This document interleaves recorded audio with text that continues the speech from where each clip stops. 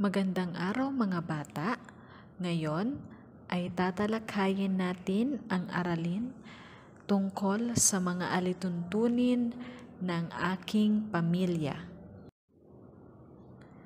Ang bawat pamilya ay may kanya-kanyang tungkulin. May mga alituntunin sa pagkain, pagtulog o pagpapahinga, paglilinis ng katawan, pagpapanatili ng kaligtasan at iba pa.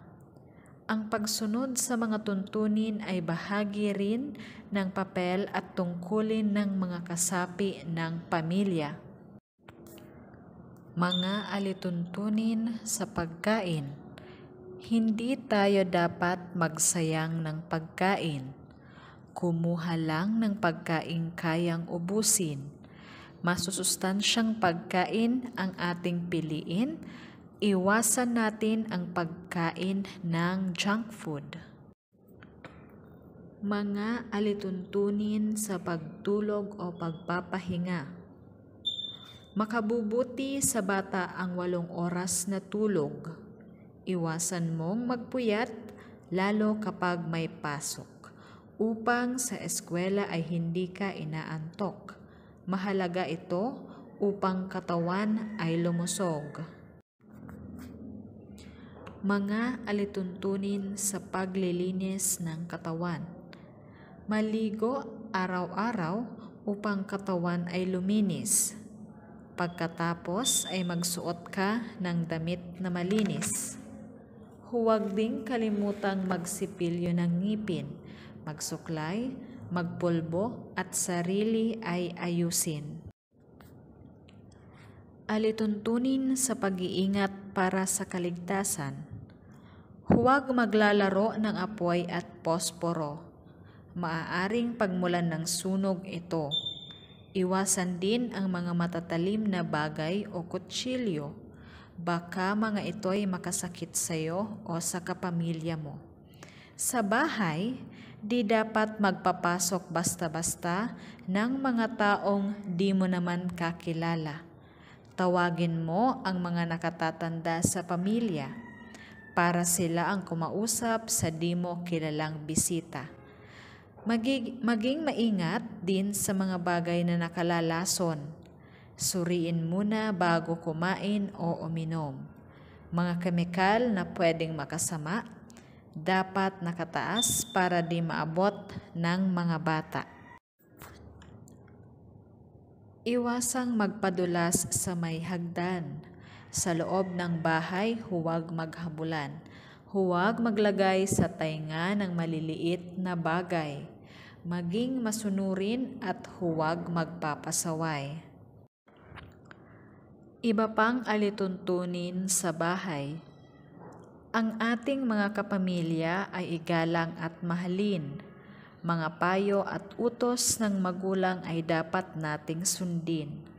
Mga kapatid ay huwag nating aawayin. Lahat ng makabubuti sa pamilya ay ating gawin. Gawin ang mga tungkuling nakatoka sa iyo, magligpit, maglinis, makipaglaro kay bunso, magdilig ng halaman, magwalis ng bakuran, magpakain ng alaga, maghugas ng pinggan, magtipid ng anumang bagay na pwedeng tipirin. Kuryente, tubig at iba pang gamit natin, lapis, papel, notebook, damit, sapatos, ingatan mo rin. Mga tirang pagkain, huwag nating sasayangin. Ikaw, ano-ano naman ang mga tuntunin sa inyong tahanan? Nasusunod mo ba ang mga ito? Mahalaga ang pagsunod sa mga tuntunin para sa iyong kabutihan at kaligtasan, para din sa ikabubuti ng lahat ng kasapi sa inyong pamilya.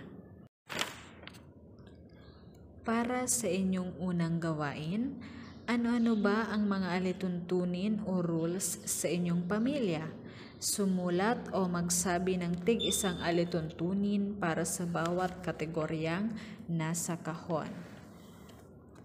Mga alituntunin sa pamilya. Diyan po nakapaloob yung 5 na mga alituntunin. Ang una po ay alituntunin sa pagtitipid, alituntunin sa pagkain, alituntunin sa pagtulong sa bahay, alituntunin sa pagpapahinga, at alituntunin sa kaligtasan. Maaari po ninyong isulat ang inyong mga sagot sa inyong notebook o kaya sa papel.